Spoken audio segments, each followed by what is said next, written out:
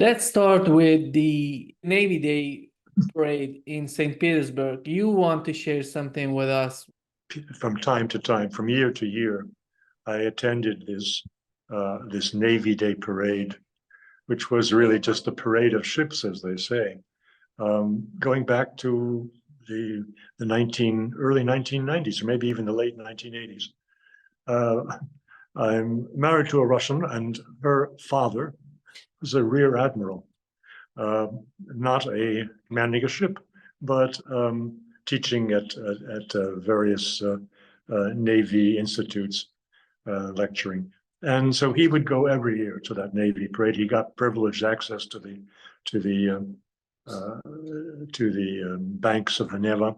And when we were in Petersburg, every few years, we would join him. And then, of course, in this millennium, I've gone on my own to whenever I was in Petersburg in July. However, what happened this past Sunday was, to my knowledge, quite novel. There were never in the past participation of foreign vessels in this naval parade. This time, you had definitely two Chinese ships, and I understand one Indian ship, perhaps something from Algeria, though it's not entirely clear. There were always foreign delegations, but of a very specific kind. They were in the past the naval attachés in the embassies of all accredited countries in Russia. So they would send one or two officers, or just general purpose diplomats who were not necessarily at all expert in questions of naval matters. And what happened this year was not just the participation of these several vessels, but a very large delegation, primarily from BRICS countries, but not only, who came from the country of origin. That is to say, they flew in precisely to participate in this event. That never happened before, to my knowledge. And it had a very clear purpose.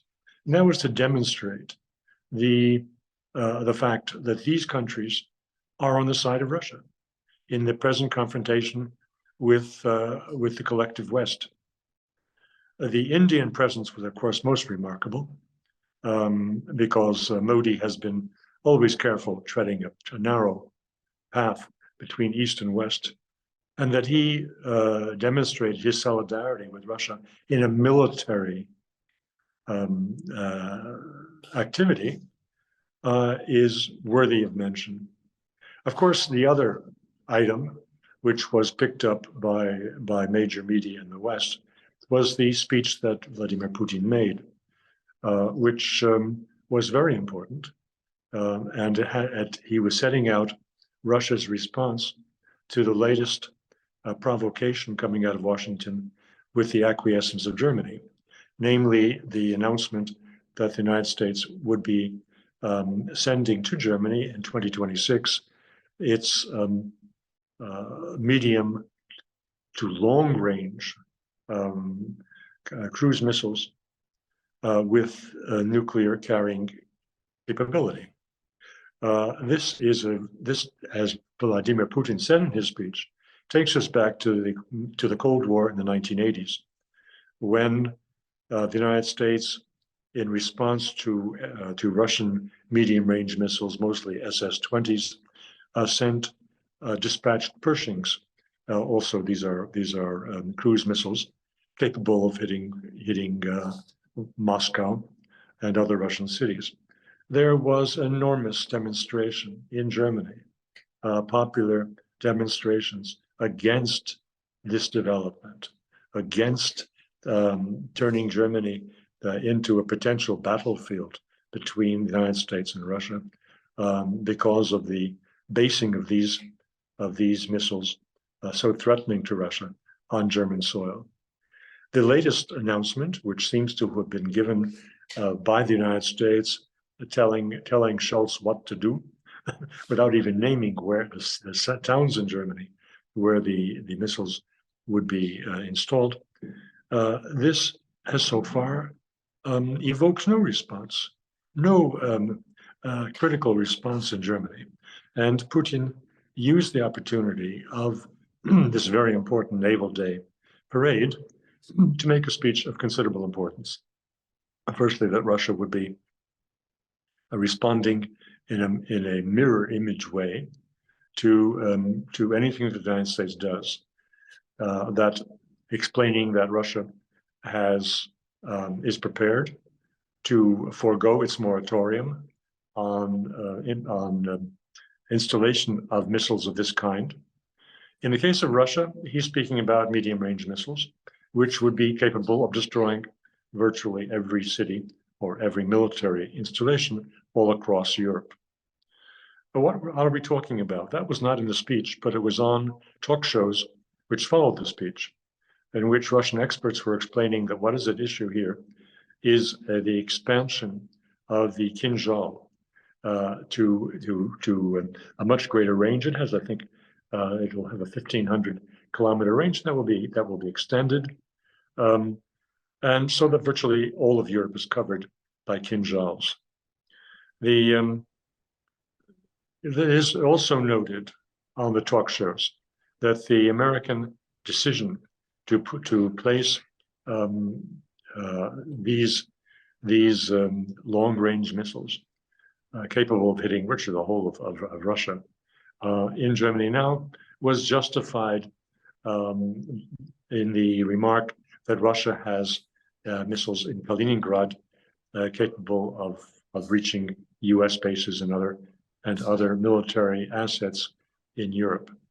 However, as these same talk shows reminded us, those assets, Russian assets, have been there for 5 years, and no one said a word about them. So the decision to now in 2026 install these missiles from the United States is really an escalation in the war of words and potentially in military confrontation and between Russia and the United States, initiated by the United States and taking place on the territory of Europe and of Germany in particular. So for these various reasons, his speech at the Naval Day in St. Petersburg had considerable importance, only part of which has been picked up by the Western press. Yeah. In your opinion, when it comes to Europe and their policy right now, do you understand why they're trying to convince Zelensky to continue the conflict in Ukraine? Because if it seems that Zelensky tried to talk with Trump and Trump was warning him that the continuation of the conflict is not working for Ukraine nor for the United States. And right now it seems that Europeans are totally in favor of the continuation of the conflict. Can we understand what's in their mind? Well, in that telephone conversation between Zelensky and Trump, to which you're alluding, we only know what one side said, or what one side says that he said. That is Trump's going to the press and saying that he reminded Zelensky that Russia is a war machine, and that Russia has a history of valor and of successful military missions unequaled by any other country. And he took it back to Napoleon and of course World War II. That's what Trump says that he said. We don't know what Zelensky said. It may be, as you just suggested, that Zelensky wanted to use this opportunity to establish a tie with Trump and show that he was considering actively Trump's offer to be a broker in a negotiated settlement of the war. But it can also be that Zelensky remains delusional in every way and was trying to persuade Trump to rethink his decision to stop funding the war and to instead to come to Ukraine's aid should he be elected. So we don't know what he said, but it is simply interesting that he made the effort to reach out to Donald Trump, and I think that's explained by the fact that Kamala's rise in popularity and the funding that she's gotten in this start of this honeymoon month, after locking in the nomination for the Democratic presidential candidate. In this period, hadn't yet become apparent, and Trump's high ratings and high likelihood of election in November was still hanging in the air. So Zelensky was trying to reassure himself that he has some sort of tie with Trump, in the possibility, if not eventuality, that Trump will win the elections. Do we know what's the opinion on the part of Russians on Kamala Harris and the way that she's talking about the conflict in Ukraine? Just watch Megyn Kelly, and you've got their take on Kamala Harris. The Russians, on their talk shows, they've taken the gloves off, and they're saying what they really think about these monstrous people who are considered to be the leaders in the West, and particularly in the United States.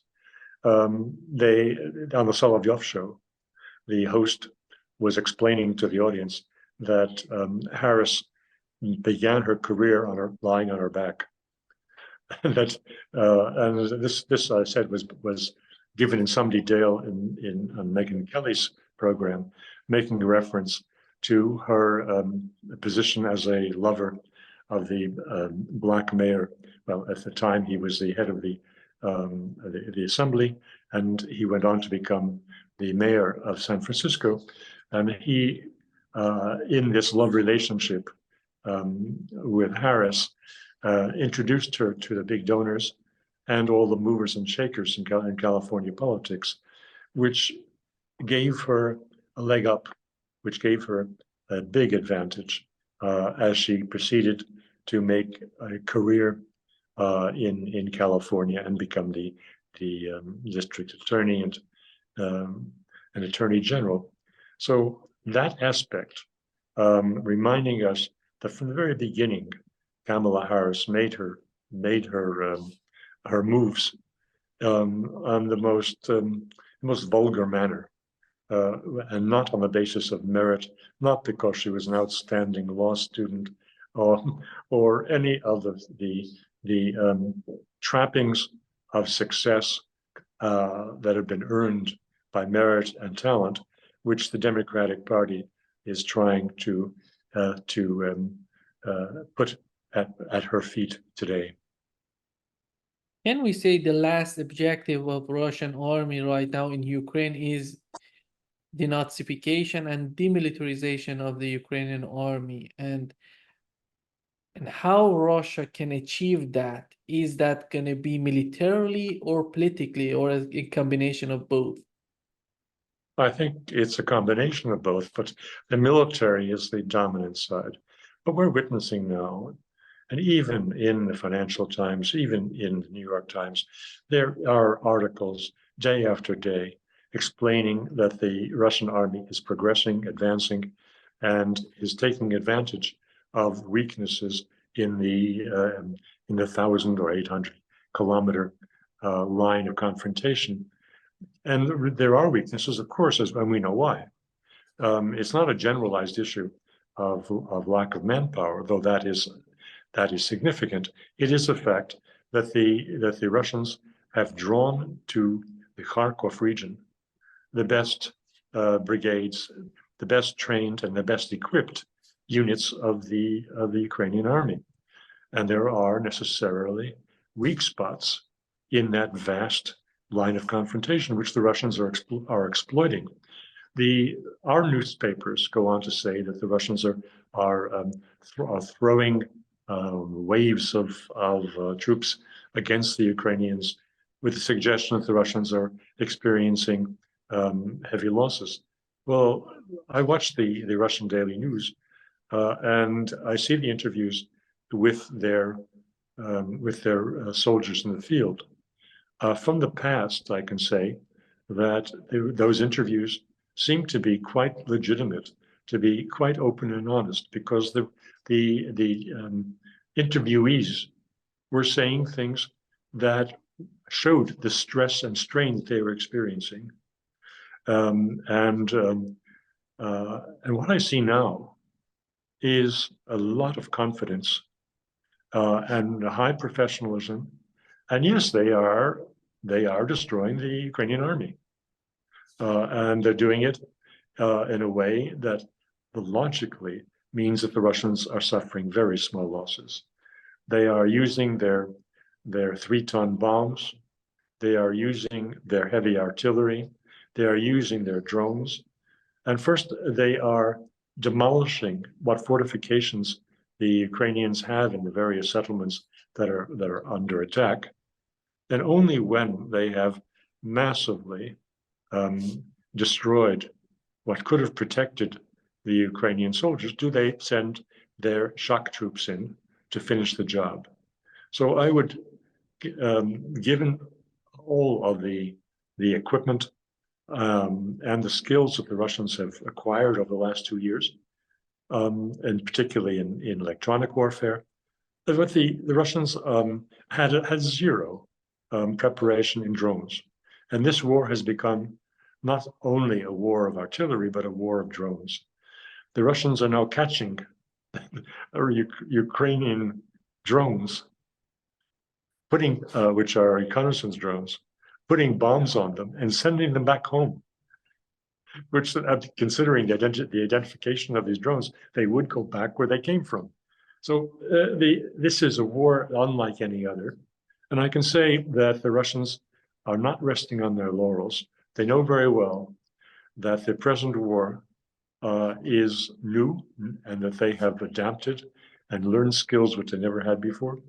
And they're manufacturing or adapting or modifying existing weapons to suit the battlefield as it is today.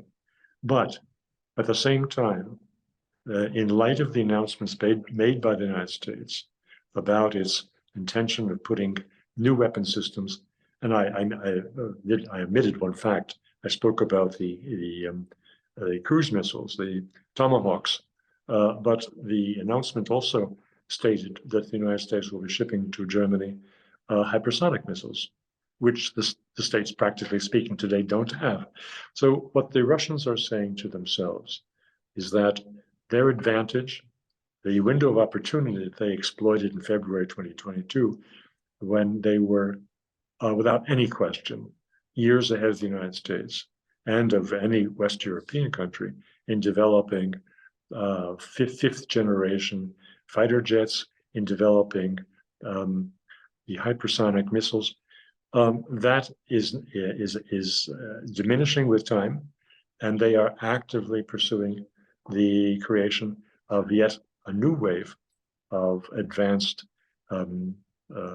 armor and other military equipment for the next confrontation that they expect to have with the United States in Europe and elsewhere.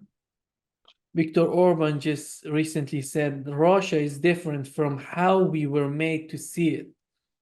And in your opinion, is the image of Russia is changing in the mind of Europeans, or is just happening in the mind of Orban and Fico?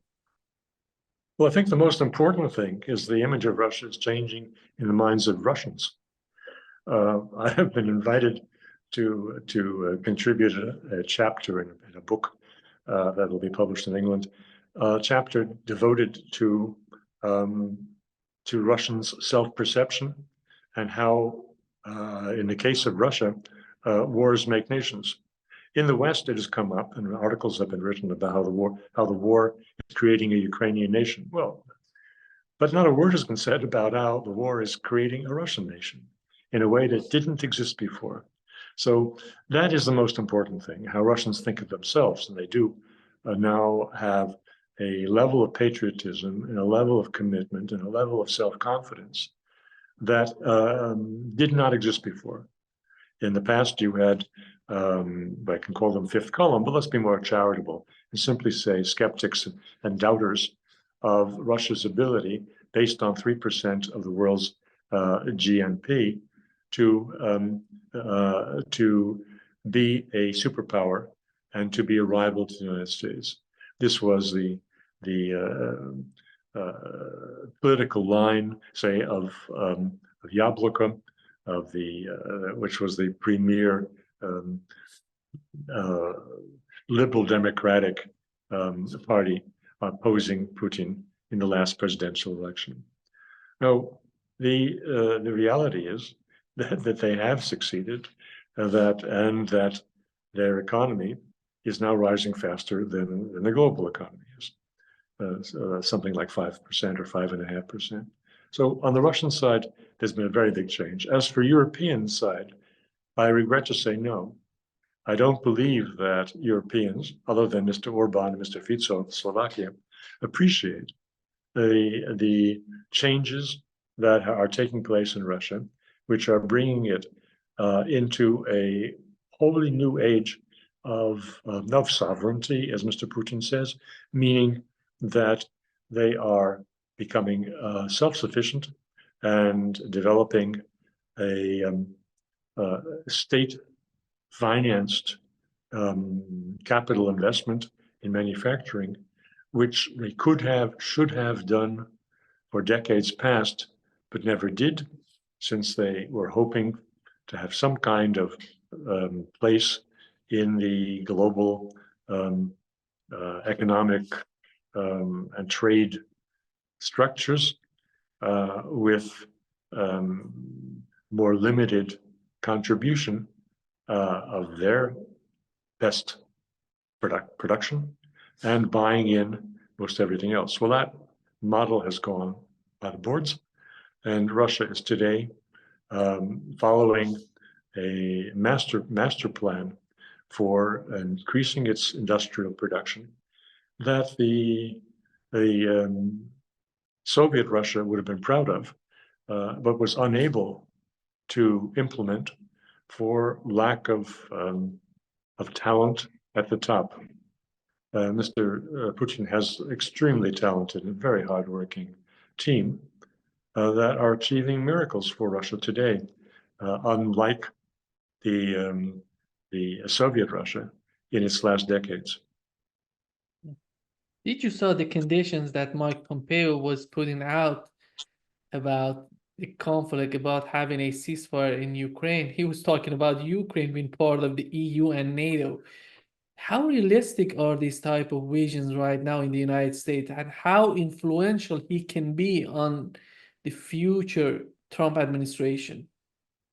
Well, critics of Donald Trump have pointed to this very statement by Pompeo to suggest, oh, don't believe it's not a new Donald Trump, that he puts forward Pompeo what he did, introduced him at the session of the Republican National Convention, the evening of his that he accepted the nomination. Pompeo was there, and as oh yes, Pompeo was saying these things. So don't believe that Trump has changed his politics. But I beg to differ. Pompeo is not close to Trump today. Pompeo is, as I understand, on the pay of the Ukrainians.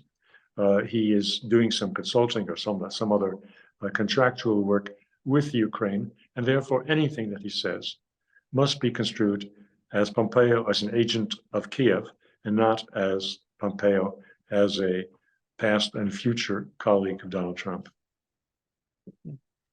But do you think that Donald Trump gonna be influenced by these kind of, I'm not talking about specifically about Pompeo, these people who are more connected with the neocons, with these people with deep state, how Donald Trump can decide not to have them in his administration? Look, I have identified myself in the past couple of weeks on the side of Donald Trump, certainly in the contest against Biden or now against Kamala Harris. Not because I'm a deep believer in the consistency or the intellectual depth of Donald Trump. I have placed great faith in his nominee for vice president as keeping him on the straight and narrow road towards peace. If I had my preference would be the only candidate who is intellectually committed to finding a peaceful solution, and that is Robert F. Kennedy Jr. And since I made some contributions to him, I have a barrage of emails from him every day, of course, asking for still more contributions, but reminding me that his latest polls show that in a contest between him and Kamala Harris, or between him and Donald Trump, I should say, he, RFK Jr., would win against Trump handsomely. That may be, but it's never going to happen. I have to be realistic. Third-party candidates never get very far. In American political life, they are no more than spoilers. As much as I admire the integrity and the consistency of RFK on the question of dealing with Ukraine and many other matters, I have to face the realities of political life. And therefore, I have placed my bet on Donald Trump. But as you say, no one can predict with certainty that he will not make the same disastrous mistakes that he did in his first administration, appointing people who were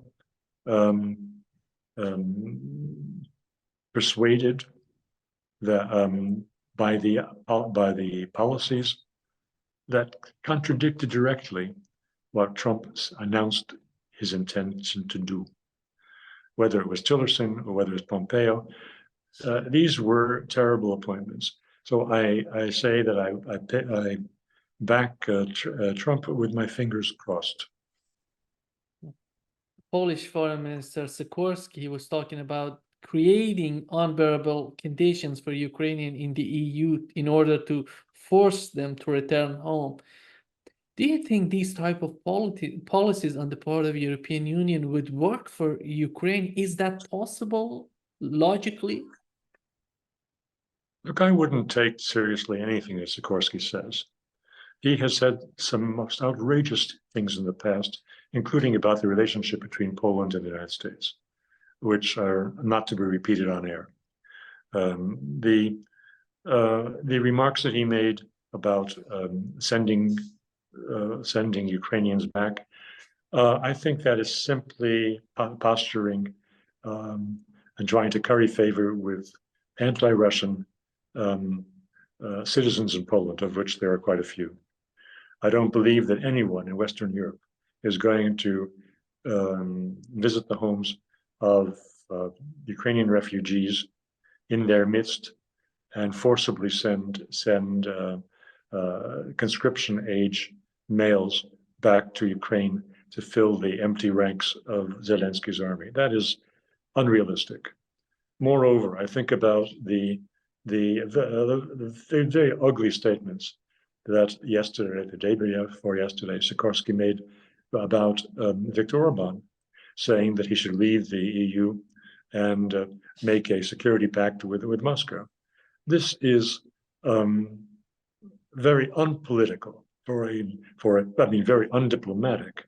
For it is political in the sense of currying favor with the anti-Russian contingents within the political elites of Poland. But as something coming out of the mouth of a minister of foreign affairs, it is terrible lack of professionalism, and so I'd say I take with a grain of salt anything that Mr. Sikorski says. When it comes to Bashar al-Assad's visit to Moscow, how's the media in Russia talking about this visit, and how do you find the main objectives of this visit? Well, the Russian media did not say a great deal about it. They had very little to work on because the Russian Ministry of Foreign Affairs and Mr. Putin's office said very little about it. I have written about it, but I acknowledge that what I said is speculation. That is to say that that Assad and Putin were conferring just who does what dance steps they're going to follow if the situation explodes in the neighborhood of Syria due to an Israeli attack on Hezbollah. And I think from Mr. Putin's standpoint, that visit was important. Of course, Washington knows about it. as a message to Washington to be very careful if before it intervenes in the Israeli Hezbollah or Lebanon war that may be coming soon. The United States has big naval assets, as I believe it's an aircraft carrier with escort that are now very close to Israel, with the intent to intimidate Lebanon and to give some assurance to Israel that the United States would back them if they attack. Of course, that's not what Mr. Blinken is calling it. He's saying that they're there to ensure that this does not escalate. But the reality of the presence says otherwise. The Russians are there. The Russians have a naval base in Syria. It's mostly for repair and refitting and supplying Russian fleet in the Mediterranean. They also have an air base in Syria. And so it was a reminder to Washington that Russia is prepared to intervene if necessary. It's also a reminder to Israel that their jet attacks on sites in Syria, particularly repeated attacks near Aleppo, which were directed, according to the Israelis, against arms caches of Hezbollah in Syrian territory, or against goods transiting Syria on their way to Lebanon and Hezbollah. That this has been tolerated. Russia has never in the past given air defense to Syria, but it certainly is capable of doing so. And if it were, it would change entirely the calculations of the Israeli army, or if not the calculations, the possibilities of dealing with Hezbollah for the Israeli army and Air Force. So it was a reminder that Russia is there and Russia is interested. I think it's also a signal to Iran of the same nature, because the first country that will have to come to the aid of Lebanon if there is an attack on Hezbollah is Iran. And it would give them considerable comfort to know that the Russians may well be at their side.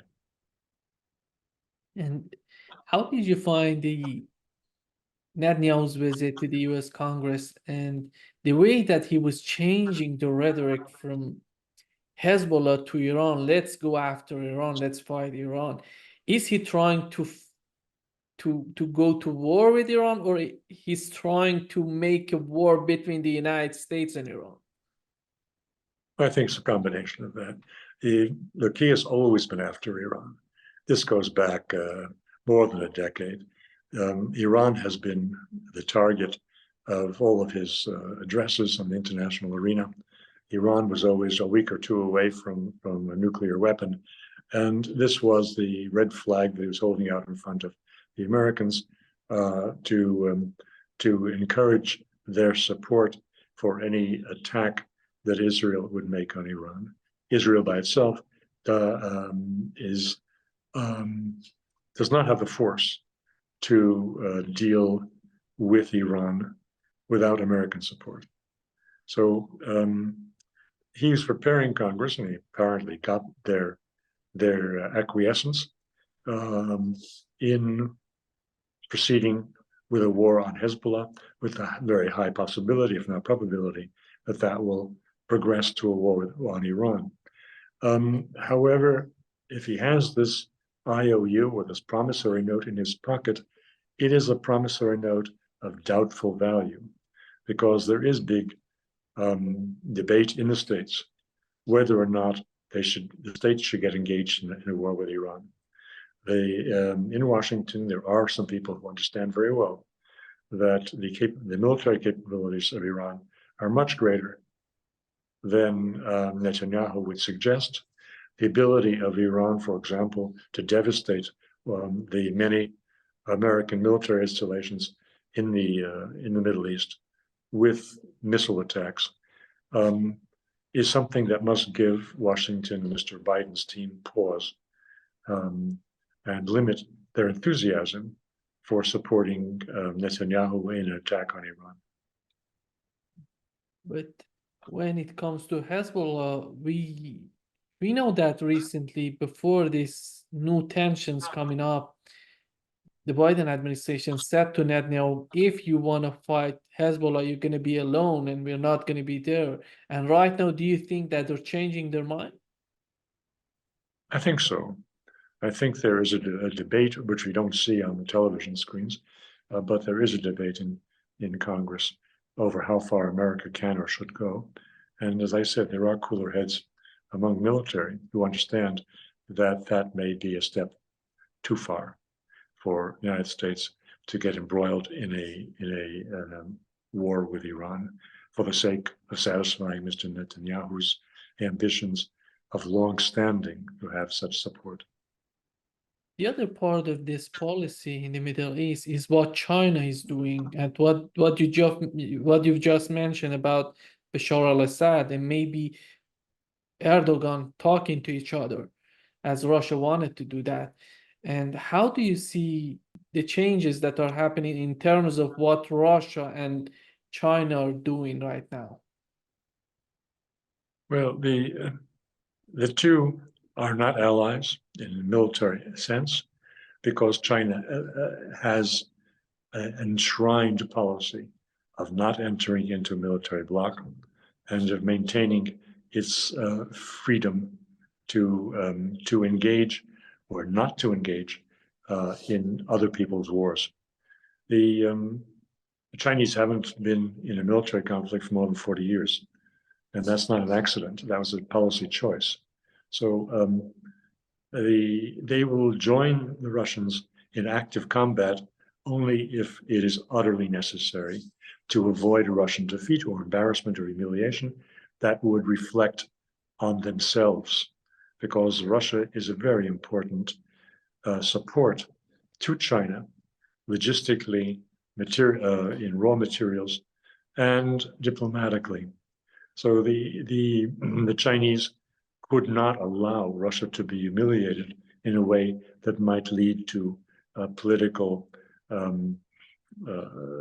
difficulties, political conflict within Russia. They want a stable Russia at their side. The fact that the Chinese sent naval vessels halfway across the world to participate in what is a ceremonial event, this Navy Day in Russia, is an additional point to what we saw a couple of weeks ago when it was announced that the Chinese forces are present at the Polish and Ukrainian borders on the Belarus side in what were called anti-terrorist joint exercises. Well, the anti-terrorist it's not a misnomer.